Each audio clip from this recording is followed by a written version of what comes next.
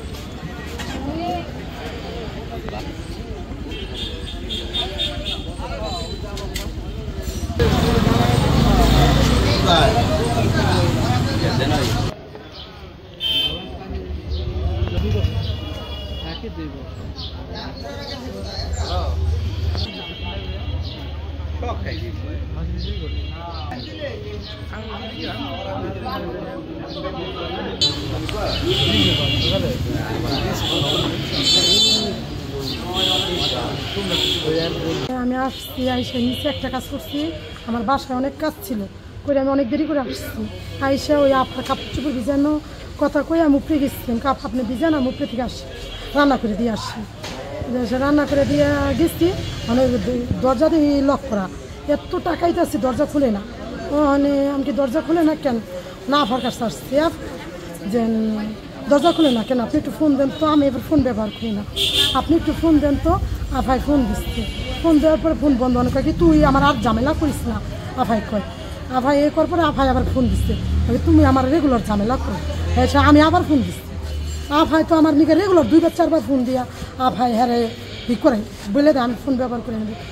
হ্যাঁ, সে আফাই ফোন দিচ্ছে, ফোন দেওয়ার পরে আমি আইন কাপড় চোপড় ধোয়া থুইয়া আবার আমি টাইনে নিয়ে আসছি। টাইনে নিয়ে আসিয়া হ্যাঁ সাফাই করছে কি গেট টোকাইছে, টোকাই আনার পরে খুলে না। হ্যাঁ, সে আর বোনের জামাই যাবো বাহিরে, আর আবার দুজন যাইব, নিপু আর ওই যে নিপুর খালতো ভাই দুজন ঢাকায় যাইব। ঢাকা যাওয়ার পরে না ভাইকে আমার সময় নেই, আমি জামাই আইব, জামাই লেগে একটা জিনিস তৈরি করবো, যাইব না কাহে না। আবার আমি ট্রেনে উপরে নিয়ে গেছি, নিয়ে যাওয়ার পরে আফাই অনেক টাকাইছে, টাকা নিয়ে পরে মনে করেন বিল্ডিং লইরা যায়, গেট খুলে না। গেট না খোলানোর পরে হ্যাঁ সে নিপু তুমি মানুষ নিয়ে আসো তো। হ্যাঁ, সে কারে যেন নিয়ে আসছে, এই যে আরে নিয়ে আসছে, এই 2-3টা লাথি দিচ্ছে পরে খুলে না। সাঁতুরে নিয়ে আসছে, সাফাই কয় কি আমার ওই যে পাল্লা নষ্ট হয়ে যাবে, হেঁচকো বিলে টান, হেঁচকো বিলে দেখ কাটি, সামনে কয় কি এইটাই ভালো হইবে। হাসি কয় কি না, সই করে পাশে আবার মহিলা ছিল, মহিলা কয় কি না, দুইটা লাথি দেওয়ার পরে খুলে গেছে। খুলে যাওয়ার পরে দেখ কি দেখছে সেটা নিয়ে।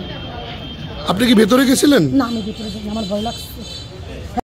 আচ্ছা, আপনারা যে বিষয়টা জানতে চাচ্ছেন, আপনারা যে দুর্ঘটনা ঘটছে একটা 5তলা বিল্ডিংয়ে, প্রিন্স নামক একটা ছেলে গলায় দড়ি দেওয়া অবস্থা আমরা পাইছি, কিন্তু গলায় দড়িটা একটা সন্দেহজনক, কারণ দড়ির ভিতরেও আর একটা গেঞ্জি ছিল। তার কারণে আমরা সব বিষয় তদন্ত করে দেখছি আসলে সে কীভাবে মারা গেছে, সে কি আত্মহত্যা করছে নাকি তাকে কেউ মেরে ফেলছে, বিষয়টার তদন্ত করছে। এবং এই বিষয়ে যে আইনগত ব্যবস্থা গ্রহণ আমরা করছি, যে বিষয়টা নিয়ে আমরা পরবর্তীতে জানতে পারবো আসলে সে কীভাবে মৃত্যুবরণ করছে। আমরা যেহেতু মরদেহটি আমরা যেহেতু প্রকৃত তথ্য জানার দরকার যে সে কীভাবে মারা গেছে, যার কারণে আমরা চালান মোতাবেক আমরা মাদারীপুর হাসপাতালে প্রেরণ করা হয়েছে পোস্টমর্টম করার জন্য।